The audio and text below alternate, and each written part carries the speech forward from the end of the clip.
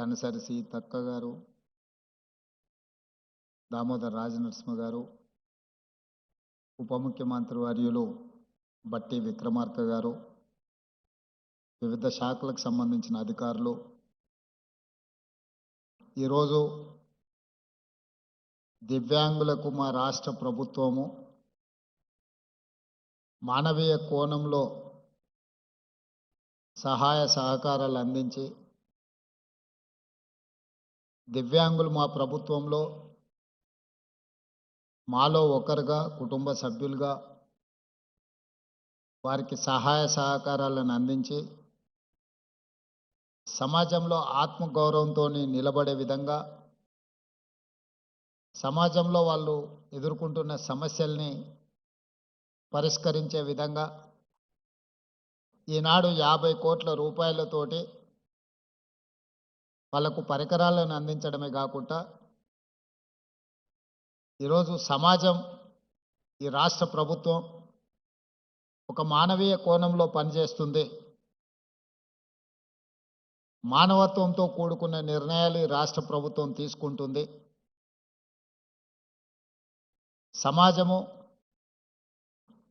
సమాజ నిర్లక్ష్యానికి లోనైన వాళ్ళు కుటుంబానికి భారంగా మేము మారినమేమో అని మానసికంగా దివ్యాంగులు కుంగిపోతున్న సందర్భంలో ఈ ప్రభుత్వం మీ పట్ల కుటుంబ సభ్యులను ఏ విధంగా అయితే ఆదరిస్తుందో ఆ విధంగా మీ అందరికీ అవకాశం కల్పించాలని నిర్ణయం తీసుకొని ఎప్పుడు లేని విధంగా 50 కోట్ల రూపాయలు కేటాయించి ఈనాడు మీకు సహాయం అందించడమే కాకుండా మీకు అవసరమైన పరికరాలను అందించి ఈ ప్రభుత్వం మీకోసం ఉన్నది ఒక విశ్వాసాన్ని కల్పించాలనే ప్రయత్నంలో భాగంగానే ఈనాడు మా మిత్రులు అడ్లూరు లక్ష్మణ్ గారు ఈ కార్యక్రమాన్ని ఏర్పాటు చేసి అన్ని జిల్లా కేంద్రాలలో ఈ కార్యక్రమాన్ని పెట్టి అందరికీ ఇక్కడి నుంచి ప్రభుత్వం తీసుకుంటున్న నిర్ణయాలను అందే విధంగా ఏర్పాటు చేయడం జరిగింది. అదేవిధంగా విద్యా రిజర్వేషన్లలో కానీ ఉద్యోగ రిజర్వేషన్లలో కానీ దివ్యాంగులకు వాళ్ళకి ఇవ్వాల్సిన కోటా ఇవ్వడానికి అన్ని రకాలుగా మన ప్రభుత్వం నిర్ణయం తీసుకున్నది. ఇదే కాకుండా దివ్యాంగులే పెళ్లి చేసుకుంటే ఆర్థిక సహాయాన్ని 2 లక్షల రూపాయలు ఇవ్వాల్సిందిగా రాష్ట్ర ప్రభుత్వం ఈరోజు నిర్ణయం తీసుకొని మిమ్మల్ని ప్రోత్సహించే విధంగా అదేవిధంగా దివ్యాంగులను ఇతరులు పెళ్లి చేసుకున్నా కూడా ఆర్థిక సహాయాన్ని అందించడం ద్వారా ఈ సమాజంలో దివ్యాంగులకు ఈ సమాజం మమ్మల్ని నిర్లక్ష్యంగా చూస్తుంది, మా పట్ల ఈ సమాజానికి ప్రేమ లేదేమో గౌరవం లేదేమో అనే అనుమానాన్ని దూరం చేయడానికి ఈరోజు ఈ కార్యక్రమాలు తీసుకోవడం జరిగింది. ఇవే కాకుండా ప్రభుత్వ నియామకాలలో అదేవిధంగా ఈ మధ్యకాలంలో క్రీడలలో కూడా దివ్యాంగులను రాణించే విధంగా పారా ఒలింపిక్స్లో మెడల్ సాధించిన ఒక అమ్మాయికి గ్రూప్ 2 ఉద్యోగం ఇచ్చి దివ్యాంగులు కూడా క్రీడలలో రాణిస్తే ప్రభుత్వం ఉద్యోగం వస్తుంది అని చెప్పి ఈరోజు మన ప్రభుత్వం నిర్ణయం తీసుకొని అన్నీ బాగున్నాయి. ఈరోజు సమాజంతో పోటీ పడడమే కష్టమైన పరిస్థితులు ఉన్నాయి. అత్యంత తీవ్రమైన పోటీ ఎదుర్కొంటున్న ఈ సందర్భంలో ఈ తీవ్ర పోటీ ఉన్న సమాజంలో దివ్యాంగులకు అవకాశాలు రావేమో అని బాధపడాల్సిన అవసరం లేకుండా అది విద్యలో కానీ ఉద్యోగాలలో కానీ క్రీడలలో కానీ దివ్యాంగులు ఏమాత్రం రాణించినా వాళ్ళని ప్రోత్సహించాలని చెప్పి ఈరోజు మా ప్రభుత్వం పనిచేస్తుంది. మీరందరూ ఆత్మస్థైర్యం కోల్పోకుండా ప్రభుత్వం కల్పించే అవకాశాలను సద్వినియోగం చేసుకొని జీవితంలో ఎదగాల్సిందిగా మీ అందరికీ సూచన చేస్తున్నా. మనందరికీ ముఖ్యంగా దివ్యాంగులకు ఒకరే ఒకరు స్ఫూర్తి ఈ ప్రాంతం నుంచి సూదిని జైపాల్ రెడ్డి గారు. ఈ దేశంలోనే ఒక మేధావిగా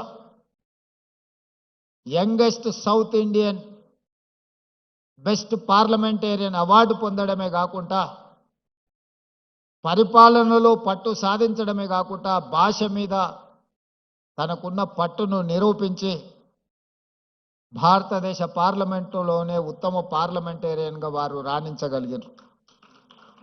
ఏ రోజు కూడా ఆయనకు వైకల్యం ఉన్నది అన్నది ఆయన ఎప్పుడు ఆయన ఆలోచనలో కూడా రానియలేదు. ఈరోజు తెలంగాణ ప్రాంతం నుంచి లేదా తెలుగు మాట్లాడే ప్రాంతాల నుంచి ఒక పివి నరసింహారావు గారు, ఒక నీలం సంజీవరెడ్డి గారితో సమానంగా జైపాల్ రెడ్డి గారు రాణించి సమాజంలో గౌరవం తీసుకొచ్చిండంటే ఈరోజు దివ్యాంగులు అందరూ కూడా జైపాల్ రెడ్డి గారి యొక్క సక్సెస్ను స్ఫూర్తిగా తీసుకోవాల్సిన అవసరం ఉన్నది. అదేవిధంగా ట్రాన్స్జెండర్స్ వీళ్ళ పట్ల కూడా సమాజము కొంత వివక్ష చూపించడము, కుటుంబ సభ్యుల యొక్క నిర్లక్ష్యానికి లోనైన వాళ్ళను కూడా ఈరోజు ట్రాన్స్జెండర్స్ని కూడా రాష్ట్ర ప్రభుత్వ ఉద్యోగ అవకాశాలు కల్పించడమే కాకుండా రాష్ట్ర ప్రభుత్వం అందించిన డబుల్ బెడ్రూమ్ ఇండ్లు కానీ ఇందిరమ్మ ఇండ్లు కానీ నిన్ననే రామగుండం నియోజకవర్గంలో అక్కడి శాసనసభ్యులు రాజ్ ఠాకూర్ గారు ఇళ్ల పట్టాలు కూడా ఈరోజు ట్రాన్స్జెండర్లకు అందించడం జరిగింది. వివిధ శాఖల్లో వాళ్ళకు ఉద్యోగ ఉపాధి అవకాశాలు కల్పించి ఈరోజు వాళ్ళ అభ్యున్నతి కోసం కూడా నిన్నటి వరకు సమాజంలో వాళ్ళ పట్ల చూపించిన వివక్షను ఈరోజు హైదరాబాద్ పోలీస్ కమిషనరేట్ పరిధిలో కానీ మున్సిపల్ కమిషనరేట్ పరిధిలో కానీ వివిధ శాఖల్లో ఈరోజు ఉద్యోగ ఉపాధి అవకాశాలు వాళ్ళకు కల్పిస్తున్నాం. ఈ వేదిక మీద నుంచి నా సహచార మంత్రివర్గ సభ్యులకు నా విజ్ఞప్తి, రాబోయే మున్సిపల్ ఎన్నికల్లో ఎక్కడైతే కార్పొరేషన్స్ ఉన్నాయో ఆ కార్పొరేషన్లో కోఆప్షన్ కార్పొరేటర్స్గా మనము నామినేట్ చేసే అవకాశం ఉంది. అందులో ప్రతి కార్పొరేషన్లో ఒక ట్రాన్స్జెండర్కి కార్పొరేటర్గా నామినేట్ చేస్తే వాళ్ళ ప్రాతినిధ్యం కూడా చట్టసభలలో అవకాశం ఉంటుంది. భవిష్యత్తులో వాళ్ళ సమస్యల గురించి మనం మాట్లాడడం కాదు, వాళ్ళ సమస్యల గురించి వాళ్ళే మాట్లాడే ఒక హక్కు వాళ్ళకు వస్తుంది. తప్పకుండా రేపటి మున్సిపల్ కార్పొరేషన్ ఎన్నికల్లో ఎక్కడికక్కడ కార్పొరేషన్లో కనీసం ఒక్కరినన్నా ఈ థర్డ్ జెండర్ వాళ్ళను మనం కార్పొరేటర్లుగా నామినేట్ చేసి అక్కడికి పంపిస్తే ఈరోజు మైనారిటీ కోటాలో మైనారిటీస్ని మనం కోఆప్షన్ తీసుకుంటున్నాం. వివిధ జిల్లా పరిషత్తుల్లో వివిధ మున్సిపాలిటీలలో మైనారిటీలు ఎన్నిక అవ్వడానికి అవకాశం తక్కువ ఉంటుంది కాబట్టి కోఆప్షన్ మెంబర్స్ కింద మనం వీటిల్లో నామినేట్ చేస్తున్నాం. అదే విధానాలలో ట్రాన్స్జెండర్స్ను కూడా మనము కోఆప్షన్ మెంబర్స్గా ఈ కార్పొరేషన్లో పంపిస్తే వాళ్ళు వాళ్ళ సమస్యల మీద మాట్లాడుకోవడమే కాకుండా మాకు కూడా ఈ సమాజంలో మేము భాగస్వాములము, ఈ సమాజంలో ఆడవాళ్లతో మగవాళ్లతో సమానంగా మాకు అవకాశాలు ఉన్నాయి. ఈ ప్రభుత్వం మమ్మల్ని కూడా మానవత్వంతో చూస్తుంది, మమ్మల్ని మనుషులుగా గుర్తిస్తుంది, ఈ ప్రభుత్వం మాకు అండగా నిలబడ్డదని వాళ్ళు కూడా భావించే అవకాశం ఉంటుంది. కాబట్టి రేపటి మున్సిపల్ ఎన్నికలలో వాళ్ళని కోఆప్షన్ మెంబర్లుగా మున్సిపల్ కార్పొరేషన్లలో మనము కోఆప్ట్ చేసుకుంటే బాగుంటుంది. ఇది నా ఆలోచన. తప్పకుండా రేపు జరగబోయే మంత్రివర్గ సమావేశంలో దీనికి సంబంధించి ఒక నిర్ణయం తీసుకుంటే కూడా సముచితంగా ఉంటుంది అని నేను భావిస్తున్నా. అదేవిధంగా వృద్ధ తల్లిదండ్రులు వాళ్ళ రెక్కల కష్టం, వాళ్ళ రక్తాన్ని చెమటగా మార్చి తమ పిల్లల్ని తాము తిన్నా తినకపోయినా రూపాయి కూడబెట్టి వాళ్ళకు ఆస్తులు కానీ విద్యలు కానీ అన్నిటిని అందిస్తే వాళ్ళు వయసు మీద పడ్డప్పుడు కొంతమంది ఆ తల్లిదండ్రులను నిర్లక్ష్యం చేస్తున్నారు. అందుకే ఈరోజు డే కేంద్రాలుగా వయసు మీద పడిన వాళ్లకు ఒక రిక్రియేషన్ ప్లేసు, అక్కడ అన్ని వసతులతో దేశంలోనే మొట్టమొదటిసారి వయసు మీద పడిన కుటుంబ సభ్యులకు ఈరోజు ప్రభుత్వమే కుటుంబంగా మారి వాళ్ళందరినీ ఒక దగ్గరికి తీసుకొచ్చి వాళ్ళందరినీ కూడా ప్రణామ్ పేరు మీద వాళ్ళందరినీ ఒక దగ్గరికి చేర్చి వాళ్ళకు అవసరమైన మానసిక ఉత్సాహాన్ని అందించడమే కాకుండా ఈ సమాజంలో ఈ సమాజం కోసము తమ కుటుంబ సభ్యుల కోసం సర్వం త్యాగం చేసిన తల్లిదండ్రులను ఆదుకోవాలని ఈరోజు ప్రణామ్ కార్యక్రమాన్ని కూడా మన ప్రభుత్వం తీసుకున్నది. మొన్న జరిగిన గ్రూప్ 1 గ్రూప్ 2 నియామక పత్రాలు అందించిన సందర్భంగా నేను ఒక మాట చెప్పిన. ఇక్కడ సెలెక్ట్ అయిన ప్రభుత్వ ఉద్యోగులు 90% పేద కుటుంబాల నుంచి గ్రామీణ ప్రాంతాల నుంచి వచ్చిన వాళ్ళే ఎక్కువ ఉన్నారు. మీకు ఈరోజు చదువు వచ్చి ఉద్యోగం వచ్చిన తర్వాత మీకు శ్రీమంతులైన తల్లిదండ్రులు పిల్లల్ని ఇస్తే పెళ్లి చేసుకొని అత్తగారే మాకు కావలసిన వాళ్ళు తల్లిదండ్రుల పట్ల నిర్లక్ష్యం వహించే అవకాశం ఉంది.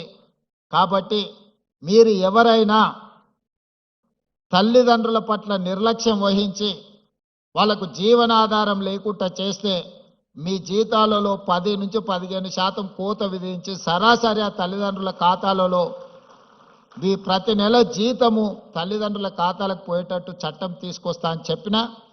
రేపు జరగబోయే బడ్జెట్ సమావేశాలలో మా మిత్రులు దామోదర్ రాజనరసింహ గారు ఈ చట్టాన్ని ఏ విధంగా పొందుపరచాలనో, ఎవరైతే పిల్లలు ప్రభుత్వ ఉద్యోగాలలో ఉన్నారో తల్లిదండ్రులకు వాళ్ళ జీతాలలో కొంత ఇవ్వాలి.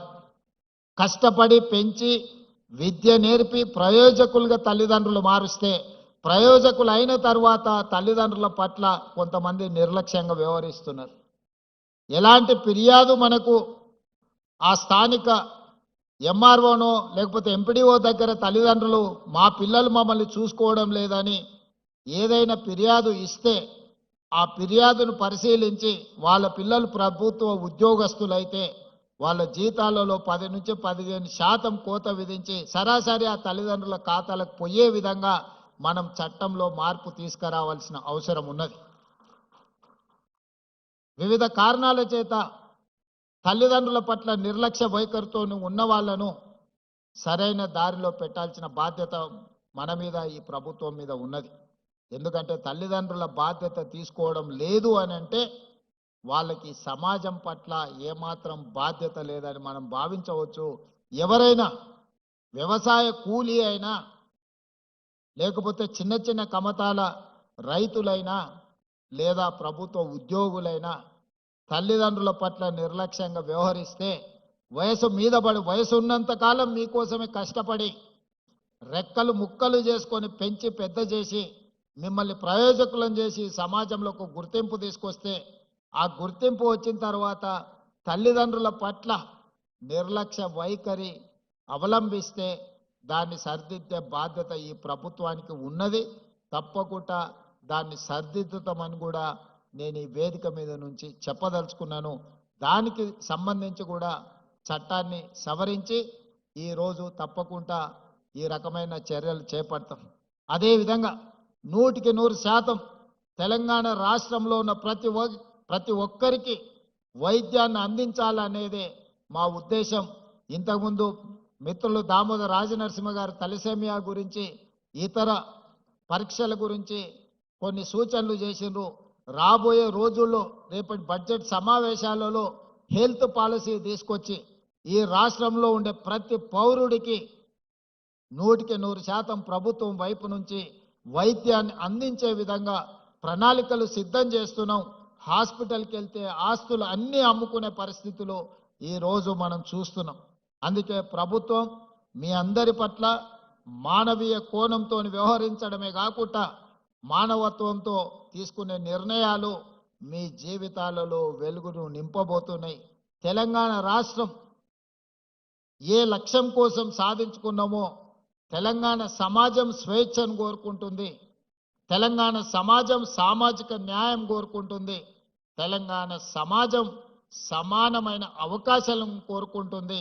సమానమైన అవకాశాలు కల్పించాలి అని మాదిగ ఉపకులాల వర్గీకరణను 40 సంవత్సరాల నుంచి పెండింగ్ ఉంటే దేశంలోనే మొట్టమొదటి రాష్ట్రంగా ఈరోజు ABCD వర్గీకరణ చేసి ఆయా శక్తులకు జాతులకు న్యాయం జరిగే విధంగా ఈరోజు మన ప్రభుత్వం నిర్ణయం తీసుకున్నది. తాత్కాలికంగా కొన్ని వర్గాలలో కొంత అసంతృప్తి ఉన్నా దీర్ఘకాలికంగా ఈ వర్గాలన్నీ కలిసి ఉండే అవకాశం ఉంటుంది. ఈరోజు వర్గీకరణ జరిగింది కాబట్టి కొంత కోపతాపాలు ఉన్న భవిష్యత్తులో ఒకరి మీద ఒకరికి అపోహలు తొలగిపోయి వాళ్ళందరూ కలిసి ఉండడానికి అవకాశం ఉంటుంది. అదేవిధంగా 100 సంవత్సరాల నుంచి జనగణన జరుగుతుంది కానీ కులగణన జరగలేదు. బ్రిటిష్ పరిపాలనలో కులగణన జరిగింది. మళ్ళీ 100 సంవత్సరాల తర్వాత మొట్టమొదటిసారి తెలంగాణ రాష్ట్రంలో జనగణనతో పాటు కులగణన చేసి ఎవరు ఎంతమంది ఉన్నారో వాళ్ళ దామాషా ప్రకారం వాళ్ళకు నిధులను ఇవ్వాలి, ప్రభుత్వ పరంగా అవకాశాలు ఇవ్వాలి అని ఈరోజు కులగణను కూడా పూర్తి చేసి వాళ్లకు రాజకీయంగా విద్య వైద్యంలో ఉద్యోగ ఉపాధి అవకాశాలతో పాటు రాజకీయ అవకాశాలు కూడా కల్పించాలని మన ప్రభుత్వము ఈరోజు సమగ్ర కుటుంబ సర్వే పూర్తిగా చేసి ఈరోజు సిపెక్ సర్వే ద్వారా డేటా యాక్యురేట్గా ఈరోజు మన రాష్ట్ర ప్రభుత్వం డిప్యూటీ సీఎం ఉప ముఖ్యమంత్రి గారు బట్టి విక్రమార్క గారి నేతృత్వంలో మన ప్లానింగ్ డిపార్ట్మెంట్ సిపెక్ సర్వే చేసి ఈరోజు తెలంగాణ రాష్ట్రం మొదటి రాష్ట్రంగా నిలబడ్డది. 2026 సంవత్సరంలో కేంద్ర ప్రభుత్వం చేయబోయే జనగణన ఈరోజు తెలంగాణ రాష్ట్రం మోడల్నే కాపీ కొట్టి సేమ్ ఏ విధంగా అయితే పోయిన సంవత్సరం తెలంగాణ రాష్ట్రంలో జనగణన కులగణన చేసినామో ఈరోజు కేంద్ర ప్రభుత్వం యాజ్ ఇట్ ఈస్ తెలంగాణ రాష్ట్రం ఏ ప్రక్రియను అవలంబించిందో ఈరోజు కేంద్ర ప్రభుత్వం తొందరలోనే జనగణనలో కులగణనను కూడా చేర్చి ఆ ప్రక్రియ ప్రారంభించబోతుంది.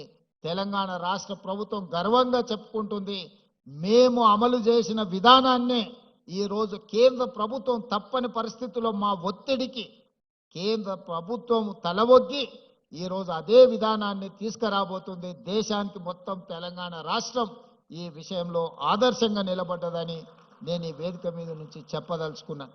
అందుకే మిత్రులారా, సమస్యలు అన్ని పరిష్కారమైనాయని నేను చెప్పను.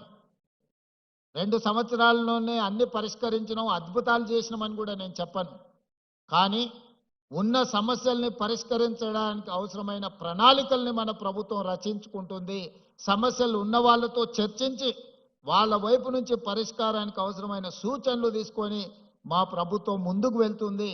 మా ప్రభుత్వం ప్రజల నుంచి వచ్చిన ఆలోచనల్ని అందిపుచ్చుకొని ప్రజలు అందించే సలహా సూచనల్ని తీసుకొని పరిపాలన కొనసాగిస్తున్నాం.